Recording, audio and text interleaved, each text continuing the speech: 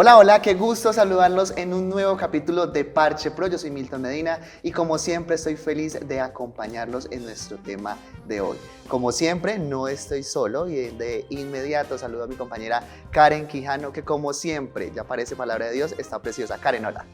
Gracias, Milton. Qué gusto estar contigo otra vez en este nuevo programa. Los invitamos a cada uno de ustedes a que se relajen, tomen silla, poltronas, se invita a su familiar, a su novio, a su pareja, porque ya vamos a iniciar. Recuerden que los vamos a estar leyendo a través de @canal Univalle TV y a través de Univalle Call para que nos envíen sus mensajes, porque los vamos a estar leyendo en vivo. Karen, y no solo eso, recuerden que nuestro tema de hoy es jóvenes y paz. Así que ya, como usted misma lo mencionaba, vayan ya mismo a nuestras redes sociales para que puedan dejar sus preguntas, sus opiniones y por supuesto sus sugerencias. También la invitación para que a través de su página de descarga, Play Store o App Store, ustedes ya mismo adquieran nuestra plataforma digital Univalle TV Play.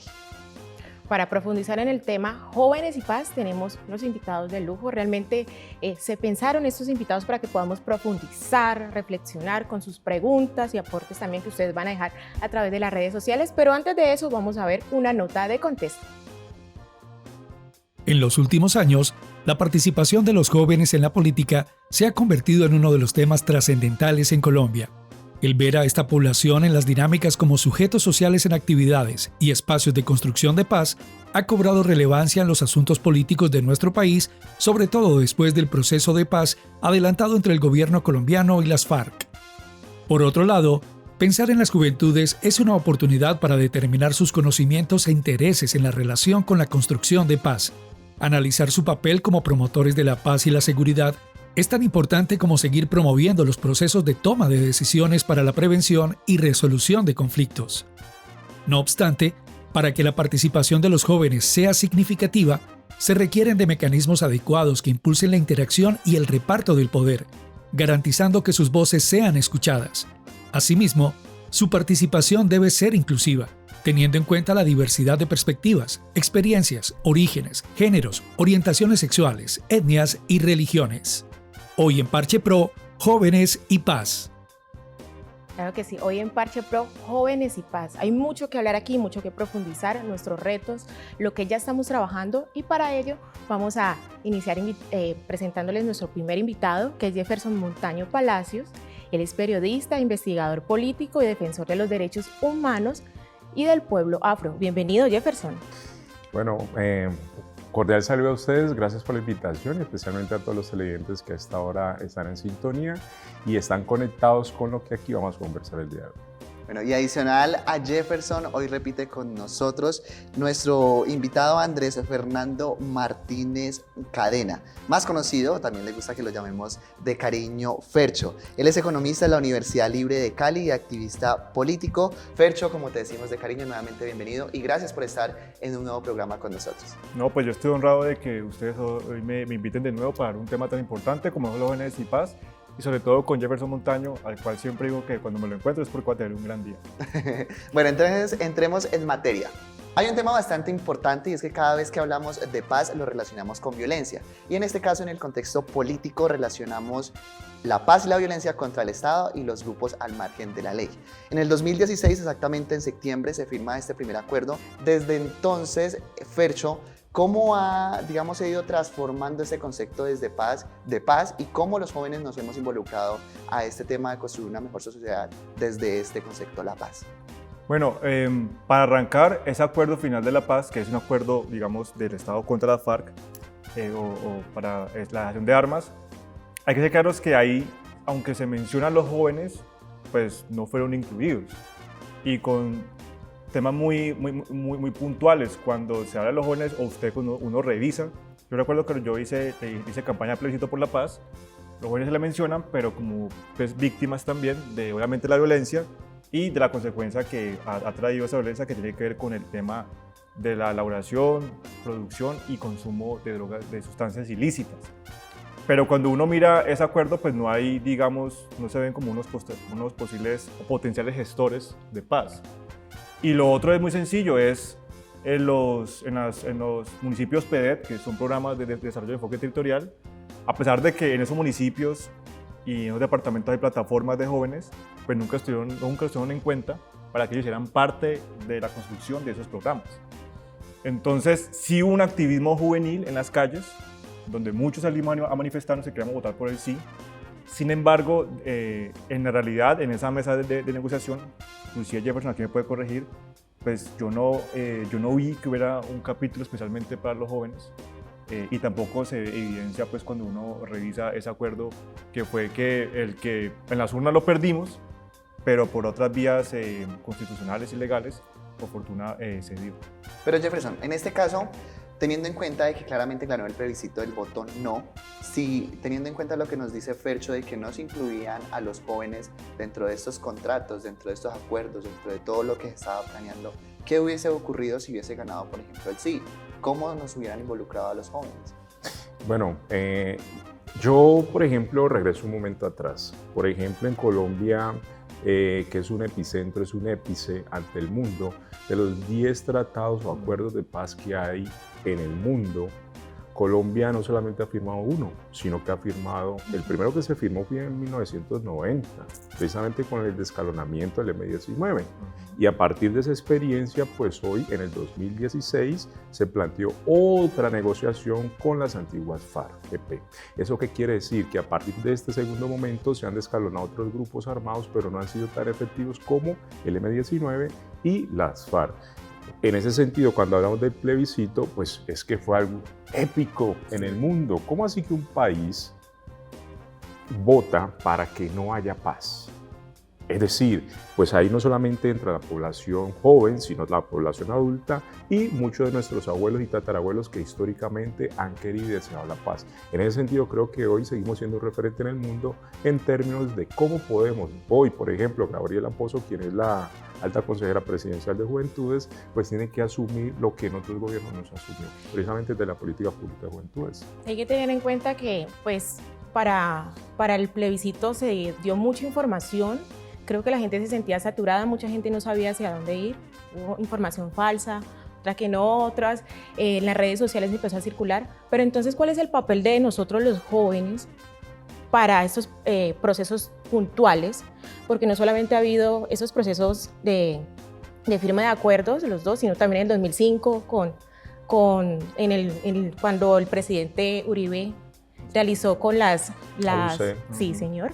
Pero entonces, ¿cuál es el papel de nosotros los jóvenes? Porque siempre estamos activos en redes sociales, pero en el momento de ejecutar, a veces se ve poco porque no nos integran. Entonces, Jefferson, ¿qué nos puedes decir ahí? ¿Cuál es el papel y cómo las políticas públicas nos pueden incluir ahí? Bueno, sencillo. Hay una muestra real en el 2021. Es decir, cuando nace o se desarrolla la hipérbola social en Colombia, que venía, digamos, de otros epicentros que habíamos visto, habíamos sido testigos en otras naciones, pues en Colombia llega lo que ustedes mal ya conocen como estallido social, término que yo, por ejemplo, no recojo ni represento, porque para mí estallido lleva a otras dinámicas mucho más guerreristas y mucho más de barbaries, cosa que acá, por ejemplo, la población civil joven y especialmente la gran mayoría de jóvenes en Colombia fueron quienes salimos a las calles a manifestarnos en contra de lo que hoy se denominó las famosas primeras líneas, ¿cierto?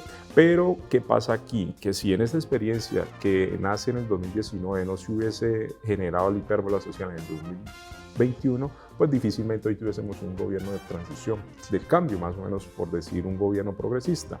Entonces, desde ahí partamos de algo. Primero, el estallido, como ustedes lo conocen, yo lo acuño hipérbola social, no nace simplemente porque nos dio la gana de salir a las calles a manifestarnos, sino que había todo un modelo económico, social, político nefasto en relación a las políticas públicas de nuestro país.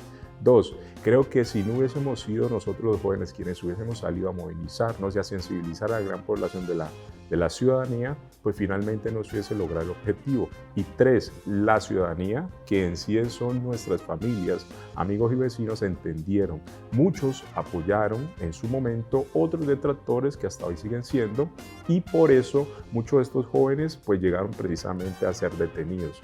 Esta semana, el lunes, salieron aproximadamente 10 jóvenes que habían sido retenidos por las autoridades, judicializados, encarcelados y pues salieron en libertad, bajo un proceso pues que aún lo van a mantener hasta último momento, que se declaran digamos que inocentes, pero eso es lo que podemos digamos decir haciendo un poco de reseña histórica con relación a los tratados o acuerdos de paz, con relación a las políticas que tenemos nosotros los jóvenes en este país.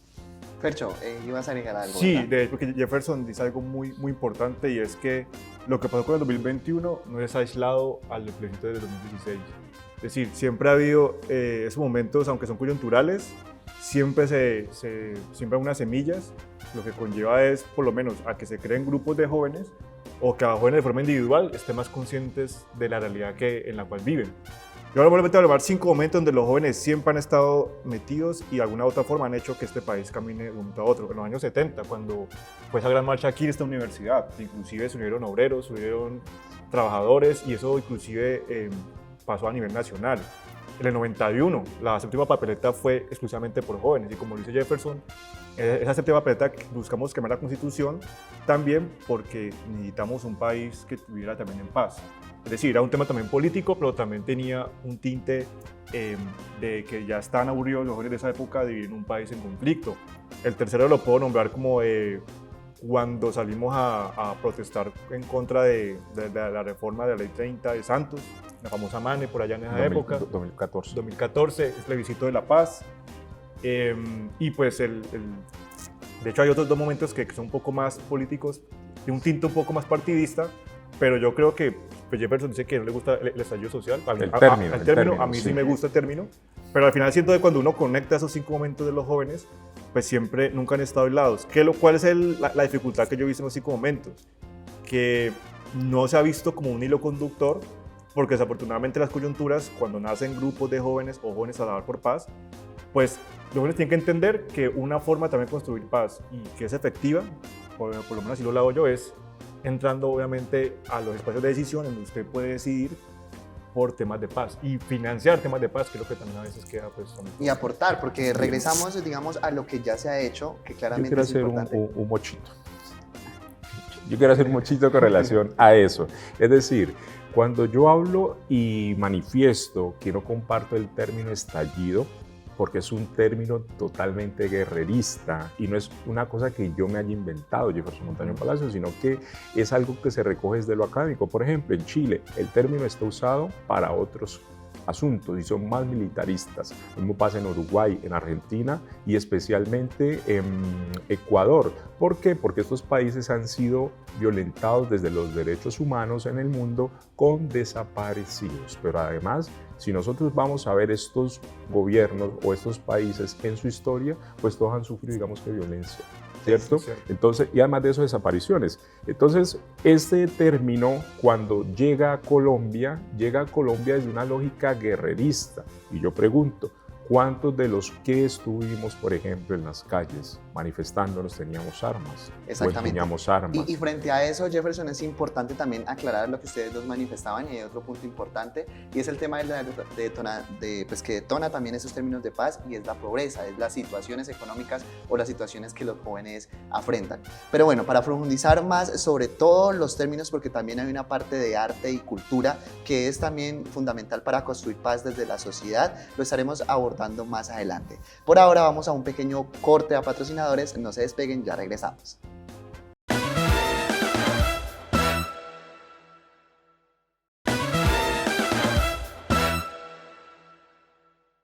Avanzamos en Parche Pro, gracias por continuar con nosotros. Recuerden que nuestro tema de hoy es jóvenes y paz. A través de las redes sociales ustedes pueden participar y ya tenemos un comentario a través de nuestro Twitter y es de Adolfo Rivas. Él nos dice lo siguiente a propósito de los términos de estallido social que veníamos conversando anteriormente. Y nos dice esto, abro comillas: los jóvenes somos la carne de cañón de las guerras.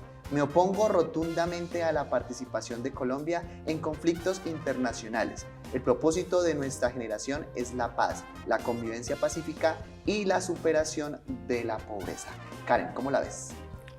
Carne de cañón en las guerras, y puntualmente lo hemos visto aquí, lo vimos en el estallido social en el 2021, y cómo esos discursos también tienen que ver le suman al concepto de violencia, si estamos hablando de paz.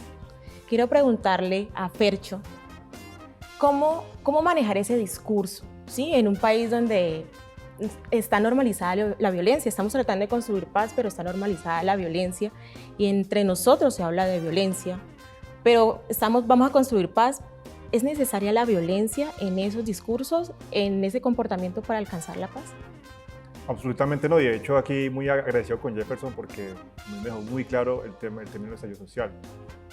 Pero lo que sí hay que hacer es reconocer que hay violencia y reconocer que no toda la violencia no solamente es un tema físico, también hay un tema ahí emocional, un tema verbal. Y parte de este estallido social, recuerdo que hicimos un experimento muy bacano con una que se llama Mapi Velasco, se llamaba Diálogos de los Improbables. Y nosotros, yo tuve amigos, o tengo amigos de hecho que hacen parte polifónica, que estuvieron en el estallido, fueron primera línea, de hecho uno de ellos fue consejero municipal de Juventudes. Y lo que hicimos fue reunirnos ellos con los amigos de mi amiga, que eran de Ciudad Jardín y del Oeste. Los reunimos virtual pues, por temas de seguridad. Y allí entendieron, uno, que como lo dice muy bien Jefferson, la gente que estaba allí parada en esos puntos de asistencia eran jóvenes que no estaban armados, que se armaron para defenderse. ¿Y con qué se armaron? Con piedras, con palos, inclusive con latas para poder tratar de no dejarse pegar, digamos, con los escudos. Entonces lo primero que sí hay que reconocer es que reconociendo que hay violencia y también reconociendo la causa de esa violencia, siento yo que es una muy buena forma de uno empezar a construir paz. Y yo también creo, aquí va a ser un poco y es en lo personal y en lo que uno más o menos encuentra es el término paz es un tema como muy utópico, ¿no? Pero por lo menos uno sí puede trabajar en que vivamos en un país o en un sector donde haya una convivencia pacífica. Los conflictos no son malos, lo malo es usted cómo resuelve esos conflictos. Y en nuestro país estamos acostumbrados desde que somos república a que nuestros conflictos se resuelven siempre por la violencia y específicamente por la vía armada. Entonces yo considero que uno teniendo en cuenta como este tipo de temáticas, uno puede comenzar a construir un lenguaje para que sigamos en un país pacífico y con el lenguaje también construir unas acciones que nos permitan resolver conflictos de manera pacífica y no llegar, digamos, a las vías de hecho o inclusive a buscar más para poder resolver un conflicto inclusive entre vecinos. Claro que sí. Jefferson, hablando de discursos que construyen paz, acláranos también a nosotros y a los televidentes cómo es la forma adecuada tú dijiste que no es estallido social.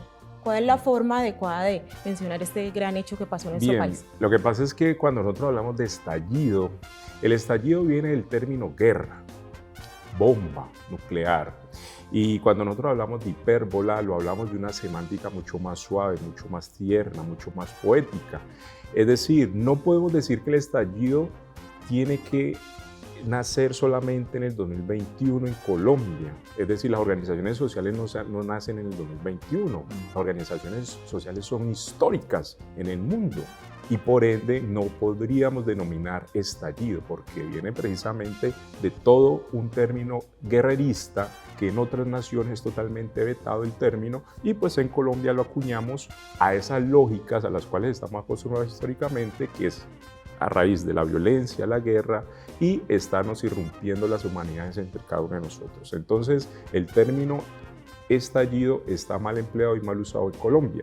Por eso, desde mi lógica, y además de eso, no es algo que yo me haya inventado, sino que lo venimos poniendo en práctica con la Universidad de la República de Uruguay. Es decir, la hipérbola social es un término que nace desde los procesos sociales y se enfrentan y se asumen desde cada una de las acciones. Colombia fue un referente del 2021, como lo fue también Chile. También pasó lo mismo en Ecuador, pero allá digamos que el movimiento indigenista, que es mucho más poderoso que algunas organizaciones sociales y políticas, pues finalmente digamos que el término lo acuñan como hipérbola, más no como estallido. En este caso también, bueno, teniendo en cuenta este último suceso que fue en el 2016 con este acuerdo, posterior a eso, pues el voto al no del plebiscito, se pretende o en su momento se pensaba de que con una entrega de armas se iba a minimizar la guerra, la violencia y se pudo haber tratado de esa manera. Pero ¿qué sucede en la actualidad, Fercho? Por ejemplo, en Buenaventura, en el distrito, donde ya la guerra no es entre los grupos al margen de la ley y el Estado, sino entre entre la misma comunidad. O sea, vemos un grupo armado como por ejemplo los chotas, otro grupo armado los espartanos, y si seguimos haciendo una lista son varios los grupos que pues tienen presencia en esta comunidad y en otros municipios también del Valle del Cauca. Entonces, ¿qué está pasando y cuál es la función del Estado para poder intervenir esos jóvenes y que no se vayan o que no se empiecen a conformar estos movimientos que a la larga pueden terminar convirtiendo en una guerra entre nosotros mismos? Pues lo de Buenaventura es un tema que viene pues, ocurriendo desde hace mucho tiempo atrás. Sin embargo, eso no digamos, como no escapa de la responsabilidad que tenía el gobierno Duque de implementar los acuerdos de paz.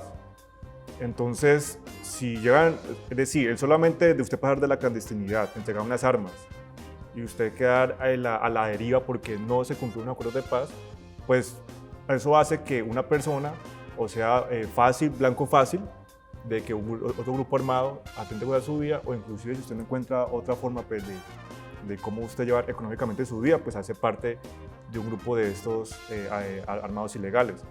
El tema de Buenaventura es un conflicto pues social, es un tema de mucha apatía por parte de la misma las gobernaciones que han pasado por el Valle del Cauca, de la presidencia, no digo de esta, sino de las anteriores, y también hay que decirlo del sector empresarial, que es el que se ha venido lucrando gracias al puerto de Buenaventura, que uno no entiende cómo en un puerto de Buenaventura donde pasan miles y miles de millones de dólares todos los días, de domingo a domingo, la población en la cual está ubicado ese puerto pues no goza de una mejor calidad de vida.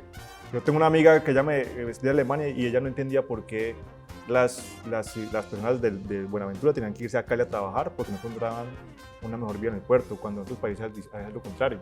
De una ciudad como Cali se van antes a una ciudad donde hay un puerto, pues porque allá sí van a encontrar opciones de trabajo. Y el tema de la violencia en Buenaventura, creo que esto creo que lo dijo el presidente Petro o alguien más, y es que el tema de la delincuencia ya es un negocio transnacional. Ya usted no solamente enfrenta a unos, y no son 3 o 4 que hacen, digamos, violencia, son grupos organizados, tienen todo un andamiaje estructural y tienen conexiones a nivel internacional con otros grupos armados o con otros grupos delincuenciales, en donde pues es evidente que el tema del narcotráfico es como ese control regular o ese hilo que los conecta entre ellos. Y afortunadamente los jóvenes caen allí pues porque al no encontrar, y creo que esto también lo dijo Petro, la delincuencia está muy asociada con la falta de oportunidades. Hay una cifra del Ministerio de Educación que dice que el 24% de los jóvenes solamente del litoral pacífico ingresan a una universidad. Y la media nacional de los jóvenes que ingresan a una universidad es el 53%. Y ahí pues se evidencia con cifras cuál es una de las consecuencias pues, al no trabajar socialmente y también políticamente, hay que decirlo, en Buenaventura, para que esa ciudad puerto, porque a no le gusta que digan que el puerto es todo, sino que Buenaventura es una cosa y el puerto es otra, cambie, digamos, sus dinámicas sociales y ojalá allá se encuentre una paz que es necesaria. Y para terminar, yo sé que Buenaventura desafortunadamente siempre sale en las noticias cuando pasa algo malo, pero yo sé que Jefferson, y a lo mejor también ustedes ahora conocen gente muy valiosa en Buenaventura, que inclusive pone hasta en riesgo su vida. Leona Rentería creo que es uno de ellos, y otros amigos pues que probablemente los nombre y no los conozcan, pero ellos diariamente están buscando la forma de construir paz en Buenaventura, y solamente por tratar de llevar paz a su ciudad han sido amenazados y violentados. No están haciendo nada más, solamente es que en la ciudad donde nacieron, donde quieren crecer, donde quieren vivir, haya un espacio donde haya oportunidades sociales y económicas para todos y para todas, para que todos puedan vivir en paz. Claro que sí, hablando de la participación del gobierno en esa construcción de paz, el gobierno actual está trabajando una campaña, uno de sus propósitos para hablar de paz total es acerca de jóvenes en paz y pagar para no matar. Así que vamos a estar hablando en unos minutos acerca de esta propuesta del gobierno y qué tan profunda puede ser esta implementación en el país. Así que en estos momentos nos vamos para un corte de patrocinadores aquí en Parche Pro.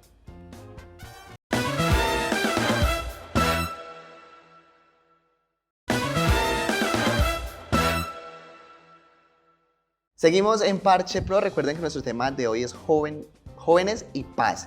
Y adicional a lo que Karen ya nos indicó antes de salir a este corte a patrocinadores, es jóvenes en paz. Una de esas aristas o uno de los comentarios que empiezan a sonar es pagar para no matar. ¿Efectivamente esto va a suceder así? ¿Qué es lo que está ocurriendo? ¿Cuál es el planteamiento justamente de este programa Jóvenes en Paz, que no solamente se reduce a pagar para no matar, Jefferson?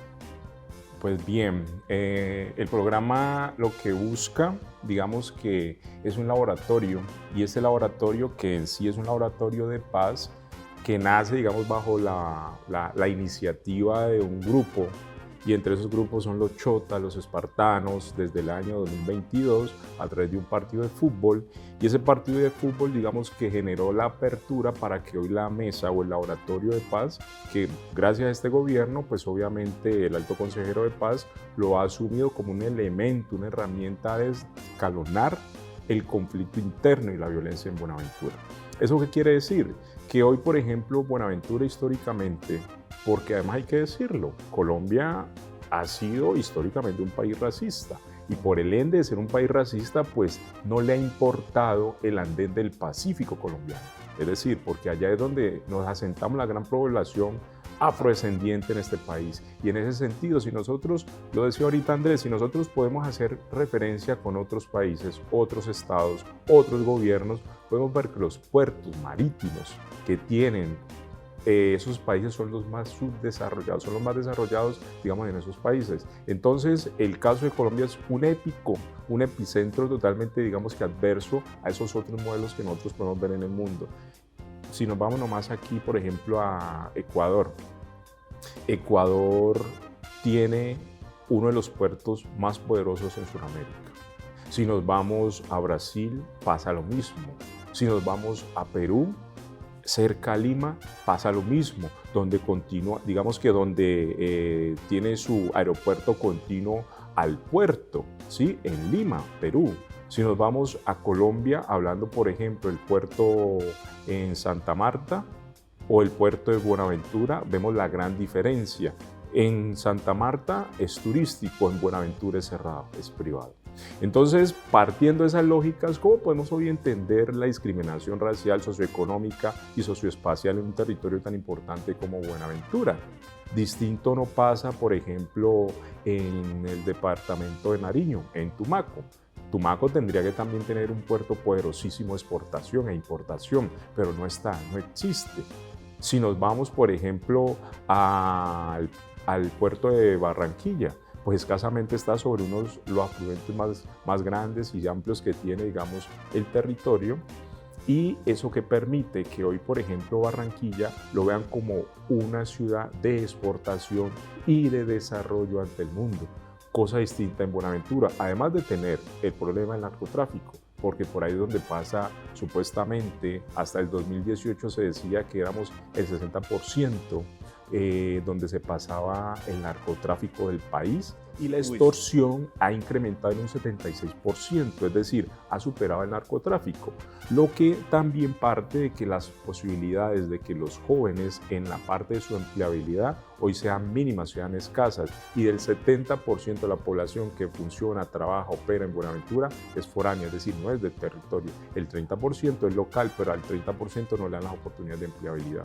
Otro dato curioso, teniendo una universidad tan importante y tan poderosa como la Universidad del Pacífico, que es una institución que se cree y se pensó desde lo nacional, pero hoy no genera cobertura para la gran población afro que está asentada en Buenaventura, y especialmente la población indígena.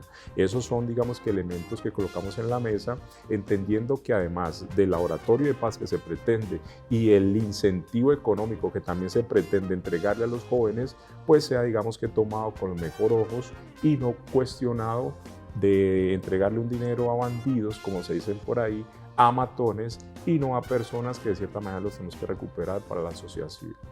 Y en este caso, teniendo presente esto, Fercho, por ejemplo, ¿usted piensa o usted cree que involucrando a los jóvenes a través de estos programas, como Jóvenes en Paz, efectivamente podamos cambiar todos estos hitos que han venido ocurriendo? Yo creo que sí, y es un inicio, y para eso son los pilotos, para mirar a ver en qué se corrige, en qué definitivamente por aquí es. Creo que son 150 jóvenes los que van a ser parte de ese piloto, les van a dar $1 millón, pero ese $1 millón es para que ellos puedan estudiar con mayor comodidad, porque lo que sí, inclusive eso mismo lo dijo el presidente Petro, es no hacemos nada si logramos que estos jóvenes vayan a una universidad, pero no tienen con qué sostenerse. Y muchos de estos jóvenes tienen familias. De hecho, muchos de estos jóvenes son padres o madres desde los 15 y 16 años. Entonces yo creo que es una muy buena medida y es decir a los jóvenes, venga, camine para acá, estudie y tenga esta manutención para que usted no tenga, digamos, una forma, o como bien, con ese incentivo, lo vamos a lograr que usted siempre esté estudiando en una universidad. Y en este caso, perdóname, Claro. Fercho, interrumpirte, pero ¿cuál sería el punto diferencial para que este programa efectivamente funcione? Porque si lo vemos desde ese punto de que el gobierno quiere que le damos ese sustento, ese $1.000.000 para que usted transforme su vida desde la educación, si nos vamos a partes atrás, pues el gobierno anteriormente también ha querido hacerlo, digamos, un ejemplo con Jóvenes en Acción, con diferentes, digamos, manutenciones, si se podría llamar de esa manera, para apoyar a los jóvenes. Entonces, ¿cómo lograr de que efectivamente este proyecto, primero, efectivamente se pueda cumplir y segundo, de que esos 150 jóvenes se conviertan en miles, en millones y que se vaya transformando? O sea, ¿qué debería ocurrir para que eso sí efectivamente genere un cambio? Pues el día que yo me lance a la presidencia va a poder ser algo bueno, pero lo primero es, este tipo de programas no son nuevos. De hecho, creo que Petro lo hizo en Bogotá. Aquí en la alcaldía creo que también hubo, yo recuerdo una amiga que trabajaba, creo que con Tíos se llamaba ese programa, y ahí también era como llevar a sus pelados a su pueblo a estudiar, y trabajaban para que sacarlos como el tema de la delincuencia. Yo creo que para eso es el piloto, efectivamente, para saber uno cómo hace. Sí, y de hecho, y esto es un tema que hay que también mencionarlo, es un tema que tiene que ver el dinero, pero es un tema de salvar vidas. O sea, Es son importante, ¿no? Es lo más 150 importante. personas a las cuales se puede salvar la vida si se le dan la oportunidad de que vayan a una universidad y no salgan de ella, porque van a decir, estoy estudiando, pero tengo para el transporte, tengo para alimentar a mi familia. Entonces yo creo que ese tipo de pilotos, aunque una parte de la sociedad dice que es como darle plata a bandidos, y yo también creo que fue equivocado de la presidencia decir que era pagar para no matar, porque pues con ese título pues obviamente iba a decir, Claro. no, pues, y yo nunca he matado a nadie y no me paga por nada. Pero yo creo que también tiene que entender, es decir, ese programa tiene como dos condiciones, y es para jóvenes que están en sectores de extrema pobreza y que tienen, digamos, también una condición de fácil acceso a la criminalidad. Si usted es un joven que pues, está viendo aquí este programa, que obviamente lo ven miles y miles de jóvenes en el Valle del Cauca, y usted es un joven que no está ni en la extrema pobreza y aparte no está en un contexto donde sea fácil ser parte de la criminalidad, pues usted es un privilegiado. Y al país y a usted le conviene que estos jóvenes que tienen estas dos condiciones, sacarlos de allá, porque si a ellos les va bien, pues a usted también le puede ir muy bien.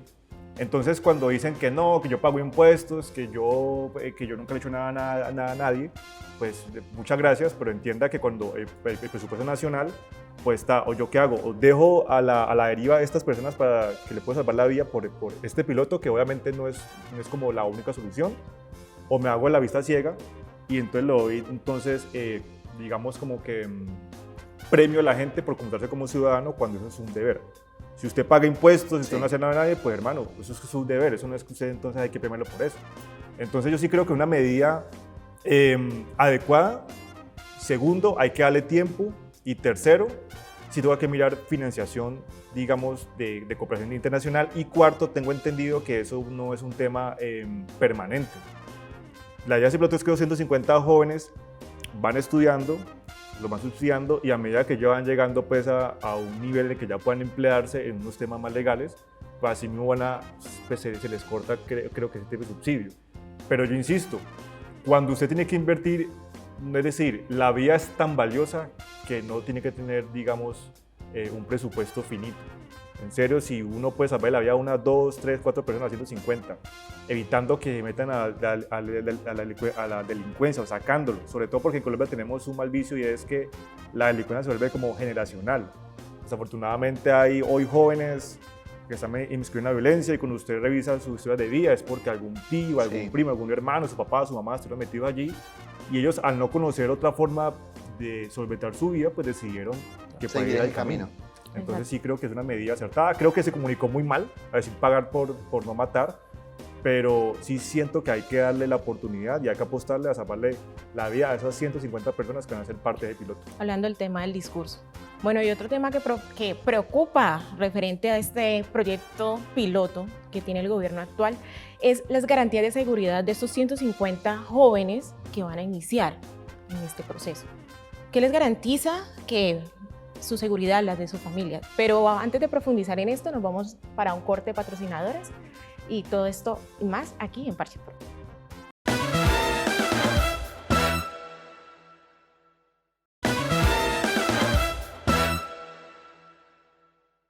Y continuamos aquí en Parche Pro, profundizando un tema que nos involucra aquí a nosotros los jóvenes, y es paz y la juventud. Cómo nosotros estamos aportando esa transformación. Y hay muchos procesos y hay muchas apuestas que el gobierno nacional está tratando de implementar, pilotos que queremos profundizar en estos momentos, a ver qué tanto pueden funcionar. Pero queremos preguntarle a Jefferson, puntualmente, muchos jóvenes quieren ser parte de estos procesos. Estamos hablando de que van a ser 150 en este piloto. Pero ¿qué les garantiza a ellos? ¿Cuál es la seguridad que van a tener al ser parte de esos procesos? ¿Quién les garantiza el bienestar, la salud? ¿Quién va a garantizar que no va a pasar lo mismo que pasó con los firmantes de la paz? Mira, hay algo importante y hay que tenerlo en cuenta, es que desde el descalonamiento de las armas con el M-19, el segundo momento más importante fue con el de las FARC, 2016. Hoy se pretende hacer lo mismo con el ELN, los acuerdos en La Habana. Es decir, esa mesa tan poderosa es lo que ha venido reafirmando desde estas otras experiencias. Y hoy lo que se busca es que esa no repetición, pues finalmente, digamos, involucre a este laboratorio de paz, que nace también como un laboratorio para otras regiones en el país, pero se toma desde Buenaventura, porque ha sido uno de los lugares más, digámoslo así, exponenciales en términos de violencia y conflicto interno que ha salido en los últimos años a través de las zonas urbanas y rurales. En ese sentido, estos jóvenes, lo que se les va a garantizar es quienes quieran estar en el país, lo pueden estar, y quienes puedan salir también lo pueden hacer. Por eso, digamos, hay garantes como la ONU, como la Corte Interamericana de Derechos Humanos y otras instituciones importantes y gobiernos que vienen acompañando y haciendo seguimiento a estas políticas que está implantando el gobierno del cambio. Eso es algo latente, ¿no? O sea, el tema de la seguridad y el bienestar es algo que no podemos ocultarlo y no lo podemos tapar. Pero, por ejemplo, Fercho, ¿cuáles son las garantías que podrían tomar los jóvenes, digamos, desde tu conocimiento, desde tu punto de vista, o las sugerencias que tú también podrías hacer? Pues yo creería que este piloto, digamos, tiene que estar como interconectado con otras acciones de paz. Entre esos, pues yo me atreveré acá, si yo tengo que piloto con estos 150 jóvenes, paralelamente pues tenía que iniciar un proceso pues con estos grupos armados, para que por lo menos, porque hay que decirlo también, cuando pasa con los firmantes de paz, como decía ahora Karen, que cuando no se cumplen esos acuerdos o cuando se deja como a merced la vida de ellos, pues aprovechan, digamos, las otras bandas, pues porque eso es un tema allí que inclusive pasa como a lo personal. Ya no es enfrentamiento como entre los grupos armados, sino que ya es entre personas. Lo primero que tiene que garantizar el gobierno con estos muchachos es que se les cumpla lo que les dice. Ustedes van a estudiar en una universidad y le vamos a dar una manutención. Lo segundo, tenía que haber allí un plan integral para que estos muchachos, la vida sea protegida. Y hay que decirlo, creo que sí tengo que mirar a ver si es el caso de usar la famosa la unidad de víctimas. La unidad de víctimas, la unidad de protección nacional, la UNP. Pero la UNP, pero no solamente darles como escoltas y ya, sino también que paralelamente haya una negociación o haya un programa, digamos, de convivencia, de tal forma que ellos, los que van a ser parte del piloto, no se sientan vulnerables ante los otros grupos armados que siguen, digamos, en sus acciones, y que estas personas de acá sientan que si llegan a vulnerar la vida o digamos, la integridad de una de esas personas, pues inmediatamente ya no harían parte, digamos, de todo este andamiaje institucional para que se comience a desescalar, porque hay que decirlo, esto no va a hacer, y con toda claridad, no va a lograr que la violencia en Buenaventura cese. Simplemente es una forma de empezar a desescalonar la violencia a tal punto que ojalá pues no lo haya, pero sí que nunca va a haber violencia, pues en una ciudad, eso sí no me atrevo tampoco. Sí, igual también hay que tener presente que las garantías son fundamentales para que esto funcione, porque como lo mencionabas, lo ratifico, si al joven se le cumple un mes, se le cumple el segundo mes, para el tercer mes ya no se le cumple, pues las garantías efectivamente van a desaparecer. Esto ronda totalmente desde la educación, desde la academia. Y Fercho, por ejemplo, en este caso, ¿cuál sería ese rol fundamental que cuando ya recibe la academia a esos jóvenes que vienen de estos procesos y pues de estos contextos contextos violentos, ¿qué se debe hacer desde la academia para que efectivamente la educación transforme a esos jóvenes? Porque si bien conocemos de que las personas que han llegado a este punto de las bandas criminales, de delinquir, es porque claramente tienen un contexto cultural y han pasado por situaciones bien complejas. Entonces, ¿cuál es ese proceso que la academia debe asumir para intervenir esos campos? Yo creía que la academia en ese campo es un actor más. Quería que está la academia, el Estado y también, la academia, el gobierno y también la empresa privada. Porque si yo educo a unos jóvenes y estos jóvenes cuando van al mercado laboral pues no encuentran no se enganchan rápidamente, pues ellos van a decir, pues estudien vagón y todo, pero pues a estudiar que otra es la deriva. Y el Estado, ¿en qué sentido? Porque yo creo que en dos sentidos, siendo aquí yo atrevido. El primero, el psicosocial, como vos lo mencionabas, vivir en un contexto de violencia, en un contexto donde los conflictos se resuelven es prácticamente acabando con la vida del otro, en un contexto donde la conversación no es una herramienta para resolver un conflicto. Y el otro aspecto es en decirles, porque que es lo también, mucha gente se va para la delincuencia porque ganan más dinero allá. Es Sí. más riesgoso, pero ganan más. Recuerdo que un profesor una vez me dijo que un pelado de décimo le dijo, yo en 2 viajes en lancha gano lo que usted gana en un mes. Y competir contra eso es difícil. Pero si el Estado le dice, mire, si usted está aquí estudiando, logramos engancharlo a usted con la empresa privada y entienda que más allá de unos cuantos pesos lo que importa es la vida suya y la de su familia, probablemente vamos a lograr que, digamos, ese esfuerzo de la academia sea, digamos, tenga resultados. Porque yo creo que es un error decir que solamente es un tema de la academia. Sí. Dejarlo como que ustedes eduquen, si con ellos no pasa nada es culpa de ustedes. Pero también qué va a hacer la empresa privada. Decirle, allá está TCUEN, está Agua Dulce, todos estos puertos, decirles, vea, vamos a educar 150 muchachos y muchachas para que sean pertinentes o sean para que trabajen en sus puertos. Eso como cierta medida. Ahora bien, ¿qué es lo ideal? Pues que esa educación fuera, digamos, en función de que en Buenaventura hicieran, digamos, algún rol más importante en Buenaventura. Pero a corto plazo, creo que es una buena manera de engancharlos con los puertos que están allá y a medida que vamos avanzando, pues ya se pueden ir enganchando con esas esferas de la ciudad de Buenaventura que no necesariamente tienen que ser con el área portuaria. Lo importante es empezar. Sí, Creo que ahí está la piloto es solución. que por lo menos nos den la oportunidad. ¿Qué es lo que pasa con Colombia? Que una vez lo hablaba acá, que a otros nos da mucho miedo el error. Entonces se equivocan, no, ya eso no sirvió. Pero no corregimos, venga, revisamos por aquí, por acá. Y otros países como los que mencionaba ahora Jefferson, pues sí se dan la oportunidad del error. ¿Qué es el tema aquí con uno cometer errores? Que no puede ser que un error que se cometa en ese programa le cueste la vida a un joven. Ese es ese riesgo. Pero que pronto puede pasar, un joven diga, mira, yo quiero estudiar, pero no quiero trabajar en un puerto, yo quiero trabajar por el arte de la cultura de Buenaventura. Y puede pasar, entonces mira, ¿qué oferta laboral hay en el arte y cultura en Buenaventura que por lo menos le supla las necesidades básicas a estos 150 pelados? No, nomás hay 2 ofertas. Bueno, ¿y los demás qué hacemos?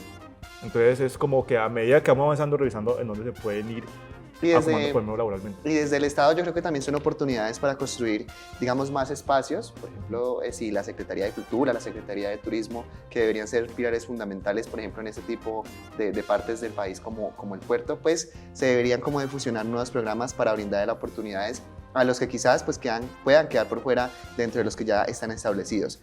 Karen, pero por otra parte ya tenemos también las opiniones de nuestros televidentes a través de nuestras redes sociales y usted tiene una bastante importante. ¿Cuál es? Claro que sí, aquí estaba leyendo sus comentarios, sigan enviándonos sus comentarios porque aquí los vamos a leer en vivo y me llamó mucho la atención ya que estamos hablando de la academia y la cultura, dice Pedro Hoyos, promover la cultura, el arte y los espacios de participación ciudadana también es crear entornos protectores para los niños, niñas, jóvenes y las personas mayores.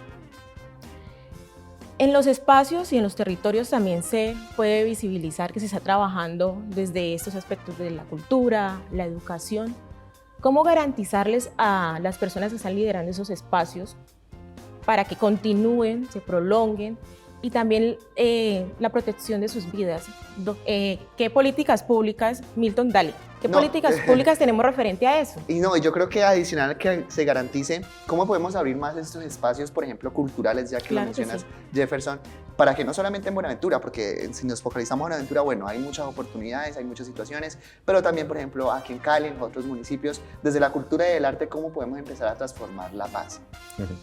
Pues bien, desde mi punto de vista, yo creo que hay que reformar lo que el gobierno del cambio está haciendo. Hay que reformar las instituciones. Entre eso, por ejemplo, si nosotros nos vamos a ver hoy, el Ministerio de Cultura tiene 7 dependencias, es decir, tiene 7 direcciones.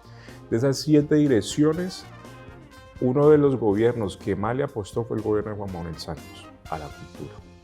Sin embargo, el gobierno saliente, pues finalmente también digamos que le quiso apostar con algo que denominó la famosa cultura naranja o los emprendimientos naranjas, ¿sí? La famosa ley naranja. Y partiendo de eso era la privatización del pensamiento crítico e innovador de las personas, artistas y artistas. ¿Y eso qué quiere decir? Que cuando un artista le están comprando su conocimiento, le están comprando, digamos, que ese nivel intelectual, pues finalmente es muy triste, porque un artista no va a poder vender su dignidad, ni mucho menos su nivel intelectual, simplemente por un proyecto. Y lo que esto buscaba era precisamente comprarle las ideas a los artistas, y los artistas, muchos de ellos, digamos que no participaron de estos proyectos del gobierno saliente porque pues no iban en contravía de sus intereses. Ahora bien, el actual gobierno, a través del Ministerio de Educación, tanto el Ministerio de Educación y el Ministerio de Cultura, que ha venido haciendo, pues generando una oferta, digamos, mucho más displicente.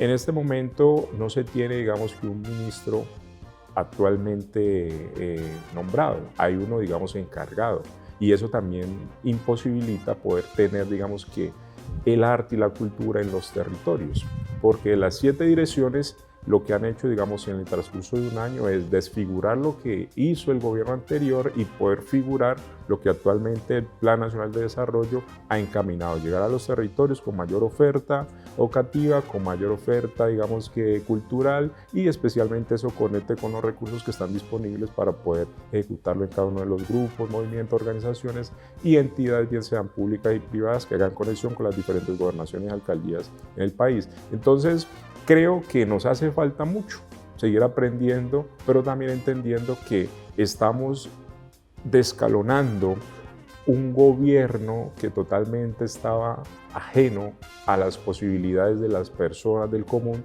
de las periferias, en los territorios y especialmente esa Colombia profunda. Y desde ahí creo que es importante acompañar al gobierno del cambio y todo lo que en su ámbito pueda, digamos, apostarle a las transformaciones de los territorios. Karen, Fercho, Jefferson, lamentablemente se nos está agotando el tiempo.